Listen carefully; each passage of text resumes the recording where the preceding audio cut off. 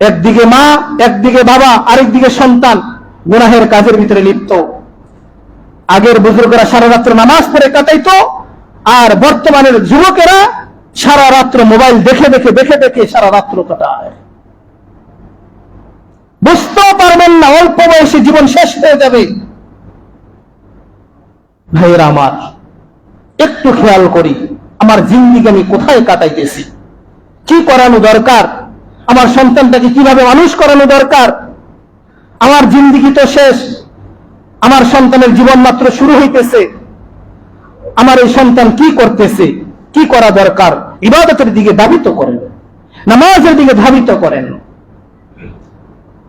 সমাজের ছোট ছোট বাচ্চাগুলোকে মসজিদের ইমামের কাছে পাঠিয়ে দেন, যাও তোমার সম্পর্ক যদি রাখতে হয় মসজিদের হুজুরের সাথে তুমি সম্পর্ক রাখবা, তোমার সম্পর্ক যদি রাখতে হয়, বন্ধু যদি বানাতে হয় মসজিদের ইমামকে তোমার বন্ধু বানাও। ভালো মানুষের সাথে যদি সম্পর্ক করতে পারে সে কিছু শিখতে পারবে ভালো, আর যদি খারাপ সঙ্গ হয়ে যায় আপনার সন্তান অতি তাড়াতাড়ি নষ্ট হয়ে যাবে। কিন্তু আজকে সন্তানগুলো এমন ভাবে নষ্ট হয়ে যাচ্ছে, এমন ভাবে নষ্ট হয়ে যাচ্ছে মা বাবা কল্পনাও করতে পারে না। ভাইয়েরা আমার, একটু নিজে নিজে চিন্তা করবেন বিষয়গুলো আসলে কি সত্য কিনা। নিজে নিজে একটু চিন্তা করেন, আজ থেকে 20 বছর পূর্বের দিকে তাকায় দেখেন মানুষগুলো কেমন ছিল, মায়া মমতা ভালোবাসা দিয়ে মানুষগুলো ভরপুর ছিল।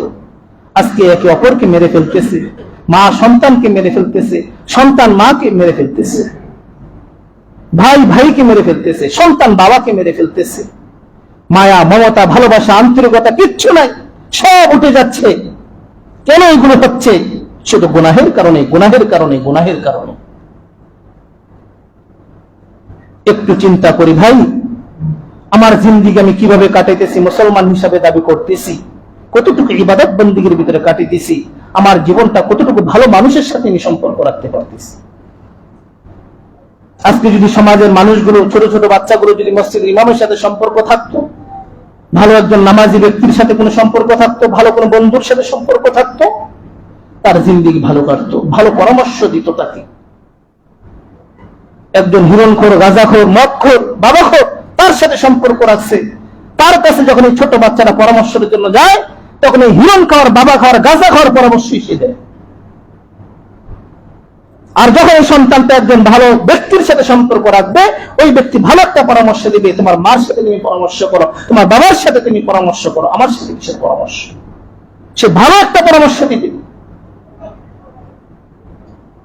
এতটুকু মনে রাখেন, আপনি আমি যে আমল করতেছি দুনিয়াতে, আখিরাতে